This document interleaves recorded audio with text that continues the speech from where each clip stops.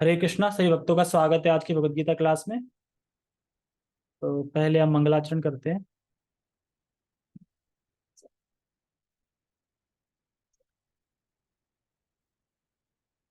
आज प्रभुपाद जी बहुत अच्छा बताएंगे। इस तरीके से तात्पर्य लिखा है, ब्रिलियंट।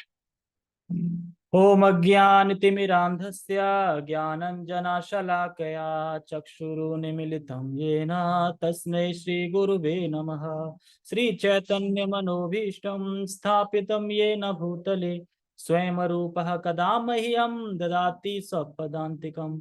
वन्देऽहं श्रीगुरो श्रीयुतापदकमलं श्रीगुरून् वैष्णवांश श्रीरूपं साग्रजातं सहगण रघुनाथामृतं तं सजीवं साद्वैतं सावधूतं परिजन सहितं कृष्ण चैतन्य देवं श्री राधा कृष्ण पादान सहगण ललिता श्री विशाखाद्विशांच। हे कृष्ण करुणा सिंधु दीन बंधु जगतपते गोपेश गोपिका कांता राधा कांता नमस्ते। तप्त कांचन गौरांगी राधे वृंदावनेश्वरी वृषभानुसुते देवी प्रणमामि हरिप्रिये। वाञ्छाकल्पतरुभ्यश्च कृपा सिन्धुभ्यैव च पतितानां पावनेभ्यो वैष्णवेभ्यो नमो नमः। जय श्री कृष्णा चैतन्य प्रभु नित्यानंद श्री अद्वैत गदाधर श्रीवासादि गौर भक्त वृंद। हरे कृष्णा कृष्णा कृष्णा हरे हरे हरे राम राम राम हरे हरे। रामाय रामभद्राय रामचंद्राय वेदसे रघुनाथाय नाथाय सीताय पते नमः। नमः विष्णुपादाय कृष्णपृष्ठाय भूतले श्रीमते भक्तिवेदांत स्वामिनि इति नामिने। नमस्ते सारस्वते देवे गौरवाणी प्रचारिणे निर्विशेष शून्यवादी पाश्चात्य देशतारिणे। निर्विशेष शून्यवादी पाश्चात्य देश तारिणे। इनको तारण कर दो इनका। पाश्चात्य देश में निर्विशेष भगवान को निराकार बोलते हैं। प्रभुपाद जी का प्रणाम मंत्र कितना अच्छा है। ठीक है, हम आज के श्लोक की चर्चा करते हैं। कहाँ गया श्लोक? हाँ, ठीक है। तो हमारा आज भाग मतलब चौथा दिन है। और आज भी हम 8 से 12 जो भगवान ने 20 क्वालिटी यानी गुण बताए यानी ज्ञान बताए हैं, और इन इसमें जो 20 क्वालिटी बताई है, 20 ज्ञान बताए हैं, उसके अलावा जो कुछ भी है वो सब अज्ञान है। तो हम आगे पढ़ेंगे प्रभुपाद जी के तात्पर्य से, लेकिन उससे पहले कल नरसिंह चतुर्दशी है यानी नरसिंह भगवान का प्राकट्य दिवस है। तो कल, तो कब है? कल ही तो है। आज कहाँ? कल 4 मई है ना। आज 4 मई है। तो फोर्थ फोर्थ मई को है ना, 3 मई को थोड़ी है। 4 मई को है। और कल फास्ट रखना है। मतलब ये नहीं है कि रखना ही है, मतलब रखना होता है। मतलब कि क्यों रखना होता है? कि ताकि भक्ति हम जल्दी से और प्रोग्रेस करें। ठीक है। और कैसा फास्ट रखना है? मून तक फास्ट रहेगा, मतलब कि 7 बजे तक फास्ट रहेगा। और उसके बाद एकादशी प्रसाद ले सकते हैं। ठीक है। 7 बजे तक फास्ट रखना है। मतलब टोटली मिला के एकादशी के दिन जैसे रहते हो ना, वैसे ही रहना। ठीक है। तो अगर जिस किसी को भूख ज्यादा सता रही हो तो वो इस्कॉन दिल्ली टेम्पल आ सकता है, और वहां पे बढ़िया फीस्ट होगी 7 बजे से। वो पा सकते हैं। क्यों? अरे तुम यही सोच के जाओगे फीस्ट ही खानी है, जाके आगे लाइन में लग जाना बस। और हाँ, और एक विशेष, और दिल्ली इस्कॉन में एक विशेष चीज है कल। प्राण प्रतिष्ठा है नरसिंह भगवान की। यानी जो डीटीज है वो इंस्टॉलेशन हो रहा है। कल डीटी इंस्टॉल होंगे नरसिंह भगवान। अभी तक तो उसमें थे ना, फाइबर टाइप में। लेकिन अब जो आएंगे वो डीटीज में आ जाएंगे। एक अलग उनका वो होगा, डीटीज होंगे। तो काफी अच्छा प्रोग्राम होगा। तो अगर बारिश वारिश ना हो, मौसम ठीक रहे तो जा सकते हैं। ठीक है। ओके, हम श्लोक पे आते हैं। भगवत गीता यथारूप अध्याय 13 श्लोक क्रमांक 8 से 12। हम एक बार दोहराएंगे। अमानित्वम अदम्भित्वम अहिंसा शांतिर आर्जवम आचार्योपासनम शौचम स्थैर्यम आत्मा विनिग्रह इंद्रियार्थेषु वैराग्यम जन्म मृत्यु जरा व्याधि नहीं, अहंकार एव च जन्म मृत्यु जरा व्याधि दुख दुःखा दोषानुदर्शनम आसिक असक्तिर अनिविश्वंग पुत्रदाराग्रहादिषु नित्यं च समचित्तत्वम् इष्टानिष्टोपपत्तिषु मयि चानन्य योगेन भक्तिरव्यभिचारिणी विभक्तः देश सेवित्वम् अर्तिर्जन संसदि आध्यात्म ज्ञान नित्यत्वम् तत्त्व ज्ञानार्थ दर्शनम् एतज् ज्ञानम् इति प्रोक्तम् अज्ञानम यदतन्यथा। एक बार इसका टेक्स्ट पढ़ देते हैं। विनम्रता, दंभहीनता, अहिंसा, सहिष्णुता, सरलता, प्रामाणिक गुरु के पास जाना, पवित्रता, स्थिरता, आत्मसंयम, इंद्र तृप्ति, व्रत, इंद्र तृप्ति, हाँ, इंद्र तृप्ति के विषयों का परित्याग, अहंकार का अभाव, जन्म मृत्यु वृद्धावस्था तथा रोग के दोषों की अनुभूति, वैराग, संतान, स्त्री, घर तथा अन्य वस्तुओं की ममता से मुक्ति, अच्छी तथा बुरी घटनाओं के प्रति संभाव, मेरे प्रति निरंतर अनन्य भक्ति, एकांत स्थान में रहने की इच्छा, जन समूह से विलगाव, आत्म साक्षात्कार की महत्ता को स्वीकार करना तथा परम सत्य की दर्शनिक खोज। तो इन सबको मैं ज्ञान घोषित करता हूं, इसके अलावा जो कुछ है सब अज्ञान है। तो हम तो अज्ञान ही कर रहे हैं सारा कुछ, है ना। लेकिन भगवान ने क्लियरली बता दिया। आप मानेंगे नहीं, हमें ऐसा नहीं लग रहा, लेकिन एक एक लोग ऐसे हैं कि जो अज्ञान इकट्ठा करने के लिए, पढ़ाई के लिए रात रात भर जगते हैं, रात रात भर। शाम को खाना कम खाते हैं कि ताकि नींद ना आए रात को। क्या इतनी मेहनत हम भक्ति के लिए कर रहे हैं अभी अभी हम, और वो कर रहे हैं मटेरियल नॉलेज के लिए। और अगर देखा जाए तो क्यों कर रहे हैं? ताकि अच्छे पढ़ लेंगे, अच्छा होगा तो अच्छी जॉब लगेगी, 1.5-1 लाख का होगा, उससे क्या होगा? खुशी हो जाएंगे हम। सुख, मतलब सुखी तो चाहते हैं। तो मैन क्या है अपनी इंद्र तृप्ति, मैन तो सेंटर में इंद्र तृप्ति ही है। लेकिन भगवान क्या कह रहे हैं? जो भगवान के शरणागत नहीं होंगे उन्हें माया गुलाटी मारती रहेगी, यानी वो संतुष्ट नहीं हो सकते। अब नहीं लग रहा कि व्यर्थ कर रहे हैं, व्यर्थ रातों को जग रहे हैं, व्यर्थ कर रहे हैं, जितने में शरीर चल रहा है उतने में संतुष्ट हो, बाकी भगवान की भक्ति करो, नहीं, पूरा पूरी रात जग। मैंने सुना है, मेरे ऑफिस के ही हैं, कि लड़का, मतलब अगर मान लो 70 किलो वजन था तो उसका रह के 40 किलो रह गया है, पढ़ाई की वजह से। अब सोच के देखो। और फिर देखो हम क्या मेहनत कर रहे हैं शास्त्र में। 1 घंटा नहीं बैठ सकते, कथा नहीं सुन सकते घंटे सही से, कुछ नहीं कर रहे हैं, कुछ भी नहीं कर रहे हैं, बिल्कुल नथिंग। अगर मटेरियल्स की आगे देखो तो वो हमसे कई गुना ज्यादा कर रहे हैं। क्यों? क्योंकि इंद्र तृप्ति करनी है। कहने तो यही ना कि अच्छा खूब पढ़ जाएंगे, अच्छा पोस्ट लग जाएगा, अच्छा जॉब लग जाएगा, लाखों की सैलरी होगी मंथली, होगा क्या उससे? पैसा होगा, अच्छा घर होगा, वही तो सोना, अच्छा सोना, अच्छा एंजॉय करना, आहार निद्रा भय मैथुन। तो ये तो जानवर भी करते हैं। तो इससे ऊपर उठिए ना, तपस्या के लिए, तपस्या का जीवन जी जी। ठीक है, हम कहाँ पे थे? किसी को याद है पेज नंबर?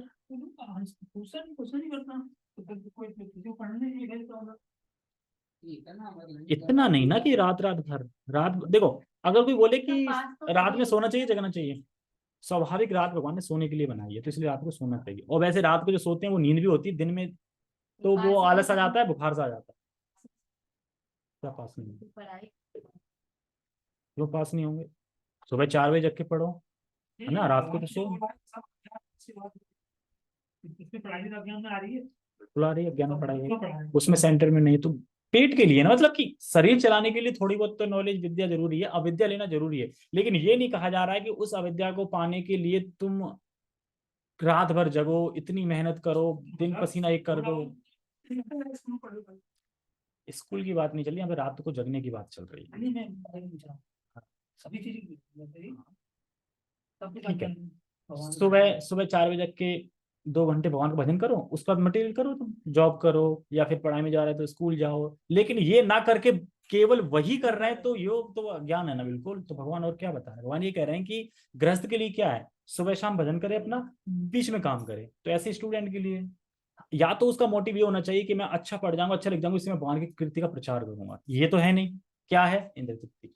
तो फिर वही है ना। नहीं, बच्चे का तो नहीं, पर माँ बाप तो है ना कि हम इसको अच्छा पढ़ाए लिखा के इसको कुछ नहीं करेंगे कि भक्ति में कैसे लोग चला जाए। अरे ये तो भक्त के वो माँ बाप सोच रहा है, मैं अभक्त की बात कर रहा हूँ। वो ये कहाँ सोच रहे हैं? वो तो ये सोच रहे हैं अरे मेरा पैसा डूब गया इतना, अरे सब वापस मिल जाएगा, अच्छी जॉब लग जाएगी, खूब सारा पैसा मिल जाएगा। तो चलो ठीक है, हम पहले अपना कथा प्रारंभ करते हैं। ठीक है, तो हम कहाँ पे थे?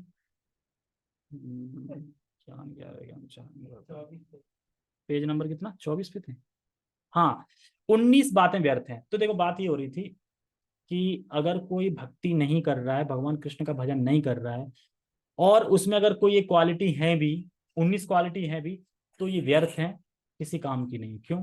क्योंकि क्योंकि भगवान की भक्ति नहीं कर रहा है। और अगर कोई भगवान की भक्ति कर रहा है, उसमें कोई क्वालिटी है नहीं है, तो वो क्या है, धीरे धीरे सारी क्वालिटी विकसित भी कर लेगा और वो अनन्य भक्ति बन जाएगा भगवान का। जैसे कि जैसे एक चैतन्य चैतन्य में था रामदास, राम राम तो करता था, लेकिन उसका वो क्या था, भगवान में शरणागत नहीं था। वो करता था राम राम कि एक दिन मैं राम बन जाऊंगा। तो चैतन्य महाप्रभु जब उसके गुरु से मिलने गए, नाम याद नहीं है मुझे, तो उनको तो आलिंगन कर लिया, लेकिन जो रामदास राम राम राम राम बोलता रहता था, उसको अपेक्षा कर दी, एकदम छेक दिया। तो फिर उन्होंने बोला कि इसको किसी तो राम राम बोलता है, कि ये राम राम तो बोलता है, पर ये राम क्यों बोलता है? क्योंकि एक दिन मैं राम बन जाऊंगा, ये इसकी मनोभावना। तो इसलिए फिर कोई फायदा नहीं, अगर कृष्ण की भक्ति नहीं है तो कोई फायदा नहीं। उससे श्रेष्ठ तो वो है जो कुत्ते के घर, कुत्ते का मांस खाने वाले घर के यहाँ पर कोई पैदा हुआ है और वो भगवान की शरणागत है, भक्ति कर रहा है, वो श्रेष्ठ है इससे जो कि भक्ति नहीं कर रहा है, बाकी सब कर रहा है, सदा कथित निराकारवादी, इन सबसे तो श्रेष्ठ है वो। ठीक है, ओके आगे पढ़ते हैं। लेकिन लेकिन यदि कोई पूर्ण कृष्ण भावना से भक्ति ग्रहण करता है तो अन्य 19 बातें उसके अंदर स्वयं विकसित हो जाती हैं। मैं बता रहा था ना, अपने आप 19 क्वालिटी आ जाती हैं। जैसा कि श्रीमद् भागवतम में कहा गया है, यस्याति भक्तिर भगवत्य किंचना सर्वे गुण समसुरा। जैसे भगवान और देवता, भगवान और जो देवता हैं वे हमेशा ही उसके हृदय में रहते हैं, क्योंकि देवगुण आ जाते हैं उसमें, देवताओं के सारे गुण प्रकट हो जाते हैं, और भगवान तो ही हृदय में। तो उस व्यक्ति के, यानी जो भगवान की भक्ति कर रहा है, जो अनन्य भक्ति कर रहा है, उसके हृदय में हमेशा देवता और भगवान रहते हैं। अगर मान लो किसी के हृदय में भगवान देवता रहेंगे, तो यानी वो सारे गुण उसके अंदर हमेशा हैं, हमेशा है, ऐसा नहीं कि कभी है कभी नहीं है, हमेशा है। तो इसलिए कोई परिस्थिति आती है, दुख आए सुख आए लाभ आया नहीं, तो वो स्थिर रहता है। क्यों? क्योंकि विराजमान है भगवान और देवता के सारे गुण। अगर मान लो कि कभी तो परिस्थिति आई तो उसमें मतलब वो सम रह गया, और किसी परिस्थिति में सम नहीं रह पाया, वो दुखी में आ गया, तो इसका मतलब गुण है और नहीं, मतलब इस तरीके से तो ऐसा नहीं है। क्योंकि जो अनन्य भक्त है उसके हृदय में भगवान देवता वास करते हैं। ठीक है, तो ये सहिष्णुता के ऊपर बता रहे हैं। सहिष्णुता मतलब कि सहन कर सकता है। देखो सहन करेंगे तो ही आगे बढ़ेंगे, अगर सहन नहीं करेंगे तो आगे कभी नहीं बढ़ पाएंगे। सहन तो करना पड़ेगा। और याद रखना, भगवान कहते हैं कि अपमान होगा तुम्हारा, बार बार होगा, कई बार होगा, उसको सहन करना है। ये एक तरीके से परीक्षा है भगवान के पास जाने की। अगर हम भक्ति कर रहे हैं, हम सोचे कि गुड़ गुड़ चलता रहे, कभी बैड ना आए, कभी अपमान ना आए, कभी विपरीत परिस्थिति ना आए, तो ऐसा हो नहीं सकता। आएगी ही, क्योंकि ये परीक्षा है। क्या परीक्षा है?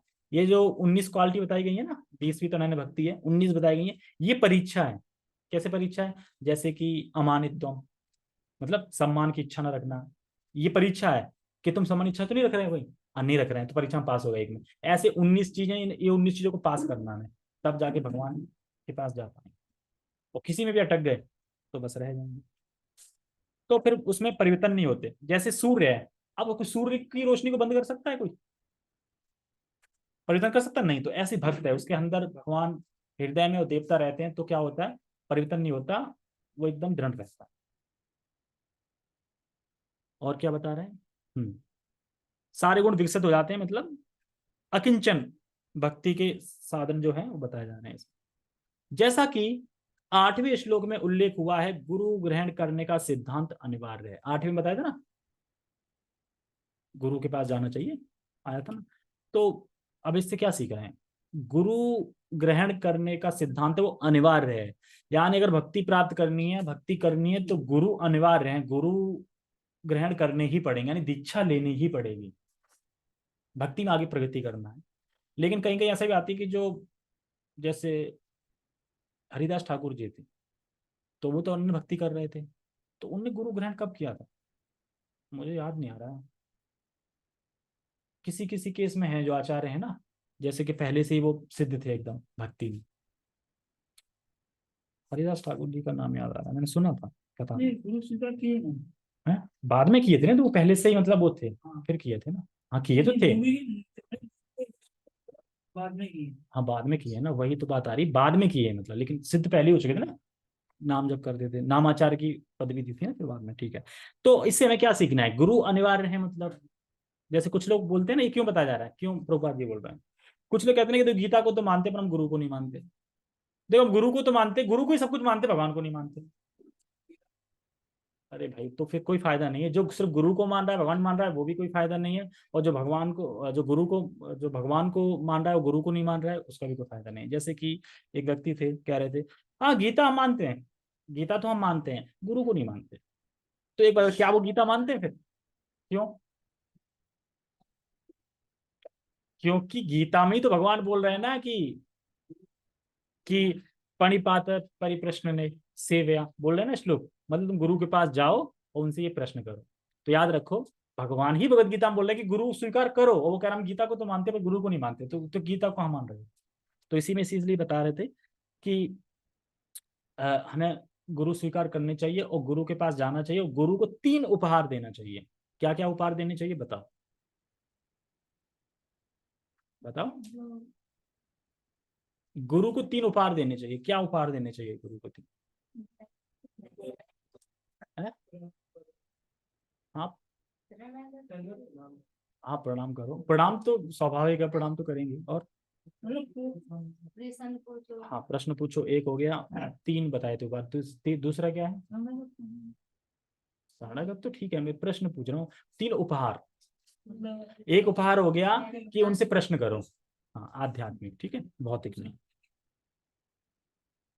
परिप्रश्न मतलब प्रश्न करो, सेवा मतलब गुरु की सेवा करो, और एक है पणिपात। पणिपात का मतलब होता है विनम्र। विनम्र रहो, उनसे बोलो देखो मैं कुछ नहीं जानता हूँ गुरुदेव, आप सब जानते हो, आप मुझे बताइए। अगर मान लो कि इस चैलेंज में जाके मैं सब कुछ जानता हूँ, तो क्या फायदा? और मान लो कि प्रश्न कर रहा है कि मेरे ना सोना खो गया, सोना खो गया है मेरा, मेरा बटुआ चोरी हो गया है, मेरा पैर में दर्द है, कैसे ठीक होगा? तो ये प्रश्न करने हैं। भौतिक मटेरियल प्रश्न नहीं करने हैं, आध्यात्मिक प्रश्न करने हैं कि कैसे हम भगवान से और रिश्ता संबंध कर प्रस्तुत कर सकते हैं ऐसे। और गुरु स्वीकार करने पे एक चीज और याद रखनी चाहिए कि हम अपनी स्वतंत्रता का त्याग भी करेंगे। स्वतंत्रता, क्योंकि हमने तो अपने आप को गुरु को दे दिया ना, गुरु जैसे इंस्ट्रक्शन देंगे वैसे चलेंगे। यानी अपनी जो स्वतंत्रता है वो तो हमने त्याग दी ना, क्योंकि अब तो गुरु के हिसाब से चलेंगे। तो ये भी है, तब गुरु ग्रहण करना चाहिए। ऐसे ही नहीं कि गुरु ग्रहण कर लिए और कर अपने मन की रहे, तो फिर अपराध लगता है, गुरु को भी तकलीफ होती है और हमें भी अपराध लगता है। तो ये चीज नहीं करनी चाहिए, ठीक है। आगे बढ़ते हैं। यहाँ तक कि जो भक्ति स्वीकार करते हैं उनके लिए भी यह आवश्यक है। मतलब गुरु स्वीकार करना, जो भक्ति करते हैं उनके लिए भी अरे हम तो अब ऊंचे लेवल पे आ गए, भक्ति कर रहे हैं, सब कुछ हो रहा है, हमें तो भगवान कृष्ण दिखने लगे हैं। अच्छा, जैसे एक बार हृषिकेश अमोघ तो बता रहे थे उसमें कि उनके पास एक क्वेश्चन आया कि मुझे ना रात को ना सपने में ना कृष्णा दिखे। अच्छा कृष्ण दिखे तो कुछ बताया, कुछ माला वाला बड़ी? हाँ नहीं वो तो नहीं बड़ी। तो वो कृष्ण नहीं थे, वो कुछ और थे। भाई अगर भगवान दिखेंगे या उनकी शक्ति दिखेंगी तो कुछ तो स्पिरिचुअल बढ़ना चाहिए ना। क्योंकि भगवान जब देखते थे कुछ मैसेज होता है उसमें, वो चीज बढ़नी होती। मैसेज कुछ नहीं है। जैसे कि प्रभुपाद जी के गुरु जब सपने में आए थे कि अब तुम ना संन्यास ले लो, तो मैसेज था ना कि संन्यास लो। तो वैसे ही है। तो वैसे ही दिख गए और कुछ हुआ नहीं, माला बढ़ी नहीं, कुछ हुआ नहीं, आंसू आए नहीं, कुछ मतलब कुछ वैसा नहीं हुआ, वृंदावन गए नहीं तुम, तो फिर कृष्ण आए क्या? फिर कृष्ण नहीं आए, वो फिर हमारा मन घड़न। वही जगत ही छोड़ देगा। हाँ तो फिर मन घड़न हमारा मतलब कि ऐसा वो है कि दिखे मतलब, तो इस तरीके से होता है। वो कह रहा हमें आज तक नहीं दिखे। तो वही बात है। ठीक है हम आगे पढ़ते हैं। तो ठीक है, क्या है? आध्यात्मिक जीवन का शुभारंभ तभी होता है जब प्रामाणिक गुरु ग्रहण किया जाए। अब देख रहे हैं प्रभुपाद जी लिख रहे हैं ना, आध्यात्मिक जो का जो रास्ता, जो शुरुआत होती है वो कब होता है? जब प्रामाणिक गुरु ग्रहण किए जाए, प्रामाणिक बोनाफाइड। जैसे इसी पे एक बात चल रही थी कि आजकल ना पहचाने कैसे गुरु? दिक्कत है यार, क्योंकि लोग स्पिरिचुअल बढ़ रहे हैं लेकिन अब किसके प्रति समर्पित हो, किसको बढ़ना है, कौन गुरु है, समझ में नहीं आता। तो कौन है सच्चा गुरु, प्रमाणिक गुरु कौन है, बता क्या योग्यता है प्रमाणिक गुरु की। 3% भी थे। हाँ, 3 क्वेश्चन किसी ने बता दिए तो प्रमाणिक माना जाएगा। 3% है। अगर 3 क्वेश्चन बता दिए उसने, ना? मान लो उसने बता दिए लेकिन वो खुद नहीं कर रहा है पालन, किसी तो कहने की दो। देखो ये ट्रिक ठीक है, लेकिन मैन जो सिद्धांतिक रूप से हैं, जो प्रभुपाद जी ने लिखे हैं, वो ये लिखे हैं कि सबसे पहले गुरु के ऊपर गुरु होना चाहिए। पहली योग्यता क्या है गुरु की, गुरु के ऊपर गुरु होना चाहिए। ऐसा नहीं है कि जो खुद ही गुरु बन गए ना अगला है ना पिछला, तो उनका अगला पिछला है ही नहीं कुछ, कैसे पता है ज्ञान कहाँ से आया पता ही नहीं कुछ, अगला पिछला ही नहीं ना कुछ। तो गुरु के ऊपर गुरु होना चाहिए, क्योंकि गुरु के ऊपर गुरु होता है तो हम भी रेगुलेशन में रहते हैं। जैसे हमारे ऊपर भी कोई हो, मान लो हमें हमारे ऊपर है ही नहीं कोई, फिर। और दूसरा है कि गुरु एज अ पोस्टमैन, जो भगवान ने बोला है उसके वर्णों को रिपीट कर। और तीसरा है कि जो बोलता है उसका खुद भी पालन करता है। मतलब भगवान बोल रहा है, ऐसा नहीं कि खुद नहीं कर रहा है, दूसरे बोल रहा है 4 बजे जगना चाहिए, सुबह 4 बजे मंगल आरती में जाना चाहिए, खुद नहीं जा रहा है, तो फिर नहीं है। और एक चीज क्या थी, और भगवान के संबंध के बारे में बताना चाहिए, मतलब कि क्या हमारा संबंध है भगवान से, क्या है। हाँ, और हाँ अपने आप को भगवान घोषित ना कर। तो जैसे उसी के बारे में आ रहे थे ना कि ये जो राम रहीम हैं इनके भी करोड़ों फॉलोवर थे, और एक और थे कि जिन्होंने तो अपना एक देश बना लिया अलग, उनके भी करोड़ों फॉलोवर हैं। और एक हरियाणा के रामपाल हुए, इनके भी हैं 20-25 लाख फॉलोवर। हाँ ये थोड़ा पीछे चल रहे हैं सबसे, पर फॉलोवर हैं। और फिर हम देखते हैं जेल चले गए। तो लोगों की क्या है, पूरा वो एकदम हिम्मत टूट जाती है, क्या करें, किसको बनाए गुरु, किसको नहीं बना। मान लो समर्पित थे, गुरु के भगवान मांग रहे, दंडवत कर रहे थे, नमस्तक थे, मतलब सब थे, और पता चला कि जेल चले गए, तो उनकी ठोस पहुंचती है ना। तो कैसे पता चले राइट गुरु, तो ये योग्यता होना चाहिए, खुद पालन करना चाहिए, गुरु के ऊपर गुरु होना चाहिए, और जो वो बता रहा है शास्त्र से वो खुद भी पालन करना चाहिए। तो ये सब चीजें होनी चाहिए गुरु, ठीक है। एक क्वेश्चन इंद्रिय कंट्रोल होनी चाहिए। हाँ इंद्रिय कंट्रोल होनी चाहिए, उसकी इंद्रिय कंट्रोल होनी चाहिए, मतलब कि इंद्रिय संयमित होनी चाहिए, एक ये पॉइंट और है। तो ये 4 चीजें हैं गुरु की योग्यता में। कहाँ पे थे हम? क्योंकि वहाँ पे जब 4 5 दिन वहाँ रहेंगे तो पता लगेगा। गुरु की इंद्रियां कंट्रोल होनी चाहिए ना। हाँ तो किसने बोला कि पहले की दीक्षा ले लो जाके सीधा, उनके बारे में देखो ना, जानो ना, लाइफ का इतना बड़ा फैसला कर रहे हैं तो देखो ना उनके बारे में करके। भगवान श्री कृष्ण यहाँ पर स्पष्ट कहते हैं कि ज्ञान की यह प्रक्रिया ही वास्तविक मार्ग है। वास्तविक मार्ग है मतलब यही है वास्तविक मार्ग, इससे परे जो भी विचार किया जाता है व्यर्थ होता है। यहाँ पर ज्ञान की जो रूपरेखा प्रस्तुत की गई है उसका निम्नलिखित प्रकार से विश्लेषण किया जा सकता है। विनम्रता, तो अब प्रभुपाद जी जो 20 क्वालिटी है वो यहाँ से स्टार्ट कर रहे हैं, तो समरी चल रही थी, अब क्या स्टार्ट कर दिया है। सबसे पहले क्या था, अमानित्वम यानी विनम्रता। तो क्या बताना है इसमें, पढ़ देते हैं पहले। विनम्रता का अर्थ है कि मनुष्य को अन्य द्वारा सम्मान पाने के लिए इच्छुक नहीं रहना चाहिए। हम देहात बुद्धि के कारण अन्यों से सम्मान पाने के भूखे रहते हैं, लेकिन पूर्ण ज्ञान से युक्त व्यक्ति की दृष्टि में जो यह जानता है कि वह शरीर नहीं है, इस शरीर से संबंध कोई भी वस्तु समान सम्मान या अपमान व्यर्थ होता है। इस भौतिक छल के पीछे पीछे दौड़ने से कोई लाभ नहीं।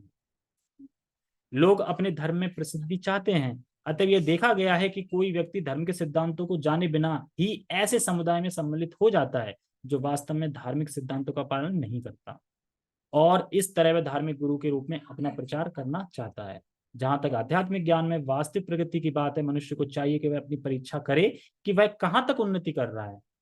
वह इन बातों के द्वारा अपनी परीक्षा कर सकता है। तो ये पूरा एक टॉपिक है पूरा, अब मैं इसको समझा देता हूं।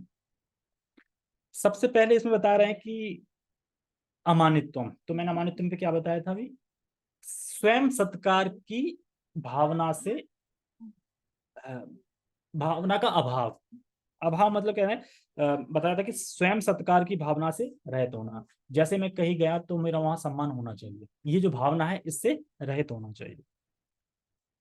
क्यों, क्योंकि ये सम्मान झूठा है, इसलिए रहित रहना चाहिए। हमें क्या ज्ञान हो चाहिए, ये सम्मान जो मिल रहा है, सम्मान हो या असम्मान हो या अपमान हो, ये मिल रहा है झूठा है। क्यों झूठा है, क्योंकि शरीर के लेवल पे है, हम तो शरीर है ही नहीं। शरीर को दिया जाता है सम्मान, आत्मा को तो सम्मान आज तक नहीं दिया गया।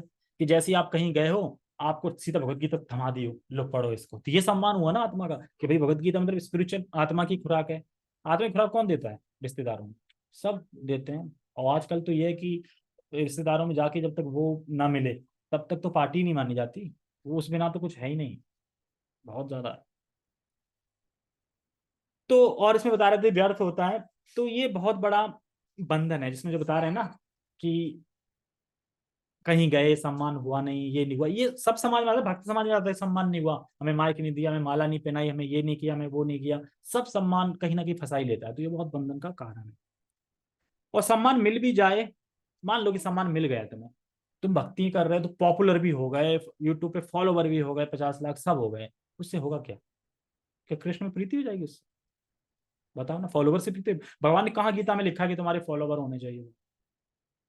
भगवान बोला विनम्र बनो, ये सारी चीज क्वालिटी है, लोग अपने आप आकर्षित होंगे। क्या प्रभुपाद जी जब कर रहे थे तो प्रभुपाद जी ने कौन सा बोला मेरा यूट्यूब चैनल खोलो, सब्सक्राइबर नहीं है उसमें? कभी सोचा? ये इनको कौन तुकाराम हुए, एक यूट्यूब था तब, और देखो कैसे धाम चलेगा देखो। अब हमें लगता है कि हम तो जा ही नहीं सकते, क्या हम पढ़ते नहीं तुकाराम के बारे में? धाम चलेगा क्या तुमसे? फिर ये हमें लगता है, लेकिन ये सब सच है। एक दिन हम भी चले जाएंगे ऐसे, अगर भक्ति करते रहेंगे सब, तो आएगा और चले जाएंगे सीधा बैठ, पता भी नहीं चलेगा। तो हमें भक्ति करनी है तो इन सभी प्रकार की भावनाओं से बचना चाहिए। और इसमें कह रहे हैं कि अपनी परीक्षा करनी चाहिए, अपनी परीक्षा करनी चाहिए स्वयं से। और एक चीज इसमें बता रहे थे कि हाँ, प्रचार के बारे में, प्रचार करना चाहता है, देखो प्रचार करना चाहता है, ये देखो कि कितने लोग हैं, उनसे पूछो कि भगवान कौन है। जैसे इसमें ऊपर आया है, देखो मैं बताऊं कहाँ पे है। अ, हाँ यहाँ पे देखो, समुदाय, इसमें यहाँ पे पढ़ो। अतएव यह देखा गया है कि कोई व्यक्ति धर्म के सिद्धांतों को जाने बिना ही समुदाय में सम्मिलित हो जाता है जो वास्तव में धार्मिक सिद्धांतों का पालन नहीं करता, और इस तरह धार्मिक गुरु के रूप में अपने आप को, मतलब अपना प्रचार करता रहता है धार्मिक गुरु के रूप में। तो ये किन किन की बात हो रही है? निराकार वालों की बात हो रही है। कैसे प्रचार करना चाहता है? अगर ये देखो, उन लोगों से पूछो भगवान कौन है, तुरंत बोलेंगे निराकार है। भगवान कौन? निराकार है। अब आध्यात्मिक गुरु बने फिर रहे हैं, धर्म के प्रचारक बन रहे सब है, और भगवान निराकार है। कोई कहेगा निराकार है, ईश्वर कौन है? वही अलग। ईश्वर कौन है? अलग। अलग मतलब उनका वर्णन ही नहीं कर सकते। अरे भगवान के बारे में कुछ बताओ, अब भगवान में क्या बताओ, अलग है, वर्णन ही नहीं है पूरा। कुछ लोग मतलब जो टीवी में दिखाया गया है, वही सही मानते हैं, मैंने शायद अरे टीवी में दिखाया गया है, तो टीवी में कहाँ से दिखाया गया है? उन्हीं को फॉलो करते हैं, मतलब एक बात कह रहे हैं, वो उन्हीं को फॉलो। तो उनकी बुद्धि वहीं तक सीमित है, टीवी तक ही, टीवी तक सीमित है। तो जैसे कि अलग निरंजन बोलते हैं, तो वर्णन करो, तो वर्णन है नहीं, निराकार का वर्णन क्या करो? मैं बोलोगा आप भगवान का वर्णन करो, निराकार का, निराकार का वर्णन करो, निराकार का निराकार है बस, और कुछ नहीं। तो फिर आकार के लिए वो बना देते हैं कि आकार के लिए तो है, तो ना कृष्ण राम ये आकार है, आकार है। तो दम्भ केवल, जैसे धार्मिक, जो धार्मिक लोग होते हैं ना, दम्भ के बारे में बताते हैं, जो धार्मिक लोग होते हैं वो अपनी ख्याति को प्राप्त करने के लिए व्यक्ति धर्माचरण करता है। तो जहां भी हम ऐसे धर्माचरण को देख रहे हैं तो इनसे दूर रहना चाहिए। मतलब निराकार बता रहे हैं, धर्म का आचरण तो कर रहे हैं लेकिन भगवान निराकार हैं, निर्विशेष हैं, ये है वो है, शून्य है भगवान, ये सब चीजें तो इससे दूर रहना चाहिए। और हमें खुद देखना चाहिए, क्या इस प्रकार जो धर्माचरण हमारे द्वारा तो नहीं हो रहा है कहीं, मतलब हमारे द्वारा भी धर्माचरण हो रहा हो कहीं, हमें इसका भी वो अपना एनालाइज करना चाहिए। और लास्ट में प्रभुपाद जी बोल रहे हैं परीक्षा करनी चाहिए, बोल रहे हैं ना लास्ट में, अपनी परीक्षा, अपने बातों की अपनी परीक्षा करनी चाहिए। तो परीक्षा हम कैसे कर सकते हैं? जैसे कि जब व्यास देव जी थे, तो जब उन्होंने पूरा भागवतम लिख दिया था, तो फिर वो वितर्क कर रहे थे, मतलब अपनी परीक्षा कर रहे थे, वितर्क कर रहे थे। वितर्क मतलब कि मैं संतुष्ट क्यों नहीं है, मैंने सारा 18 पुराण लिख दिए पर संतुष्ट नहीं। फिर नारद जी आए, उनने बताया, उनके गुरु थे नारद जी, आए और बताया कि क्योंकि तुमने भगवान कृष्ण की लीलाओं के बारे में नहीं लिखा, भगवान के सुंदर के रूप में वर्णन नहीं किया है। तो यानी वो वितर्क कर रहे थे ना अपने आप से। तो ऐसे ही हमें अपने आप की परीक्षा करनी है, अपने आप ही वितर्क करना है। ठीक है, समझ में आया ना वितर्क का मतलब? रियलाइज कर रहे थे ना कि यार संतुष्ट नहीं हो रहा हूं मैं, जैसे बैठते ना, जैसे हम कुछ वितर्क करते रहते हैं अपने आप में, इस तरीके से। तो जैसे कि जैसे व्यास जी वितर्क कर रहे थे, तो ये करना चाहिए। जैसे प्रभुपाद जी चाहते हैं कि भक्तों को स्वतंत्रता रूप में विचार विचार शक्ति चाहिए, यानी शास्त्र के आधार पर वितर्क करने की शक्ति, विचार शक्ति चाहिए। ठीक है, अगला है अहिंसा। अहिंसा, अहिंसा तो पता है ना, हिंसा जो तुम कर रहे हो अपने, फैमिली पे ना, हिंसा ही कर रहे हो। अहिंसा का सामान्य अर्थ वध ना करना या शरीर को कष्ट ना करना करना लिया जाता है, लेकिन अहिंसा का वास्तविक अर्थ है अन्यों को विपत्ति में ना डालना। देहात बुद्धि के कारण सामान्य लोग अज्ञान द्वारा ग्रस्त रहते हैं और निरंतर भौतिक कष्ट भोगते रहते हैं। अतः जब तक कोई कोई लोगों को आध्यात्मिक ज्ञान की ओर ऊपर नहीं उठाता, तब तक वह हिंसा करता रहता होता है। व्यक्ति को लोगों में वास्तविक ज्ञान वितरित करने का भरसकर प्रयास करना चाहिए, जिससे वे प्रबुद्ध हों और इस प्रबंधन से छूट सके। यही अहिंसा है। तो देखो, अहिंसा मतलब इसमें एक बड़ा आया था देहात्म बुद्धि, आया था ना, देहात्म बुद्धि। देहात्म बुद्धि क्यों बढ़ती है? भोग करने से। भोग करते तो देहात्म बुद्धि बढ़ती है ना। दे मतलब मैं ही शरीर हूं, मैं ये शरीर हूं, भोग करने से बढ़ता। तो अगर हम ये व्यवस्था कर रहे हैं, मान लो हम ये व्यवस्था कर रहे हैं, योजना बना बनाकर हम ये व्यवस्था कर रहे हैं, योजना बना बनाकर कि लोगों की भोग में प्रवृत्ति बढ़ाएं, भोग बुद्धि बढ़ाएं लोगों की, ये प्रयास कर रहे हैं बार बार बना बना के, तो ये हिंसा कर रहे हैं ना। हम तो व्यवस्था कर रहे हैं लोगों को भोग बुद्धि बढ़ाने के लिए। प्रचार नहीं देखेंगे, कभी रोड पे जाते हैं, यहाँ पे आओ, यहाँ पे ये खाओ, यहाँ पे ये रेस्टोरेंट खुला है, ये खाओ, तो क्या भोग वृद्धि तो बढ़ा रहे हैं ना, तो हिंसा कर रहे हैं लोगों पे। जैसे गंदे दृश्य दिखाए जाते हैं, तो क्या कर रहे हैं लोगों में। तो इसलिए मूवी नहीं देखनी चाहिए। जितनी भी मूवी दिखा रहे हैं वो सब क्या कर रहे हैं, लोगों पे पैसे भी लूट रहे हैं लोगों के, और ऊपर से हिंसा भी कर रहे हैं उन पे। तो गंदे चित्र दिखा रहे हैं, उससे उनकी भोग वृद्धि बढ़ेगी। और ऐसा तो है नहीं कि स्पिरिचुअल मूवी दिखा रहे हो जिससे कि थोड़ा भगवान की तरफ बढ़े, ऐसा तो है नहीं। तो यही चीज हम बता रहे हैं। अब इसमें देखो 3 लोग बताए जाएंगे जो कि हिंसा करते हैं। तो पहले तो ये हो गया समाज पूरा, एड दिखा रहा है, ब्रेक दिखा रहा है, फिल्में बनाना है, गाने चल रहे हैं, बॉलीवुड टॉलीवुड जो भी चल रहे हैं सारे, ये क्या कर रहे हैं, भौतिक भोग बढ़ा रहे हैं, तो हिंसा कर रहे हैं। एक तो ये। दूसरे आध्यात्मवादी हैं, वो भी हिंसा कर रहे हैं। आध्यात्मवादी कैसे हिंसा कर रहे हैं? भगवान को निराकार बता के, भगवान निराकार बता दिया, अपनी संस्था लगा ली, अब क्या कर रहे हैं, लोगों पे क्या कर रहे हैं, हिंसा ही तो कर रहे हैं। तो भगवान के बारे में बता नहीं रहे, उल्टा बता दिया निराकार है, तो बेड़ा गर्क, तो हिंसा हो गई। इस तरीके से। तो किसी जैसे कुछ है ना, किसी भी पद को स्वीकार करो वहीं पहुंच जाओगे, वही कहाँ, बस वहीं पहुंच जाओगे, वहीं कहाँ वो हमें भी नहीं पता, वहीं कहाँ हमारे गुरु ने आज तक बताया ही नहीं कहाँ वो यही बोलते हैं वहीं पहुंच जाओगे, तो वहीं हम बोलते हैं वहीं पहुंच जाओगे, और वहीं कहाँ है वो पता नहीं। और भक्त भी हिंसा करते, प्रचार ना करके।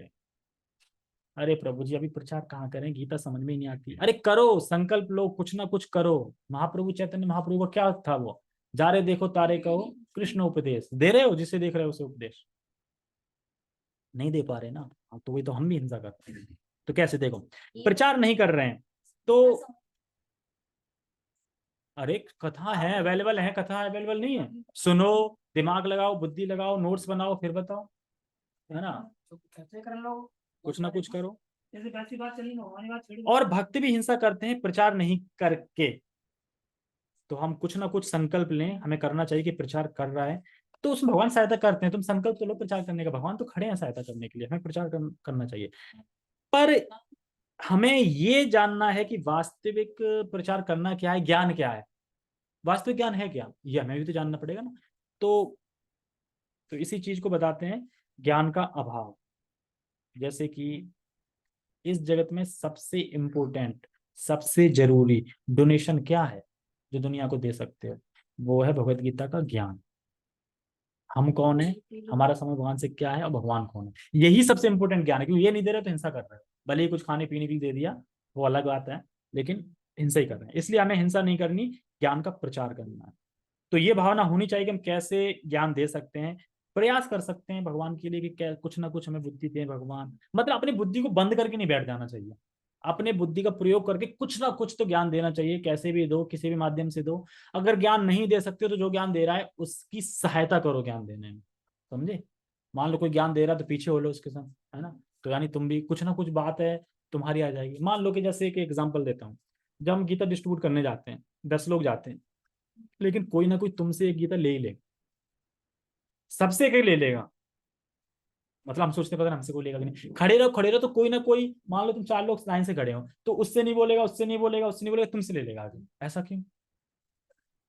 होता है ना सर, ऐसा नहीं कि तुम गए हो तुम्हारी जीरो हो गई बाकी सबकी हो गई तुम खड़े ही रहे, तो वहां पे पहले सेट होता है। तो यानी तुम अगर वहां खड़े हो प्रयास कर रहे हो तो भगवान देखते रहे एक भी गीता नहीं हुई, इसका मन वैसा हो जाएगा, एक तो गीता करवा दे तो एकदम सही होगा कि हाँ चलो ठीक है गीता करो। तो ये चीज हमें समझनी चाहिए। तो वैसे महाप्रभु क्या कह रहे हैं, जा रहे देखो तारे कहो कृष्ण उपदेश। ठीक है, सहिष्णुता से हम कल करेंगे क्योंकि अभी टाइम हो गया। ठीक है, तो तीसरा पॉइंट करेंगे, तो इसमें काफी दिन लग जाएंगे इस श्लोक को पूरा करने में, क्योंकि प्रभुपाद ने बहुत लंबा तात्पर्य दिया है। हाँ 2 दिन मान लो, ठीक कम हो पा रहे हैं, 2 ही तो गुण हुए हैं अभी। तो कोई बात नहीं। चलो ठीक है, हरे कृष्णा। जगत गुरु शील प्रभुपाद की जय, श्रीमद भगवद गीता की जय, निताय निताय गौर प्रेमानंदे। जूम वाले भी घबरा जाते होंगे यार, इतनी देर होगी, 40 मिनट कब होंगी, हो गई 40 मिनट।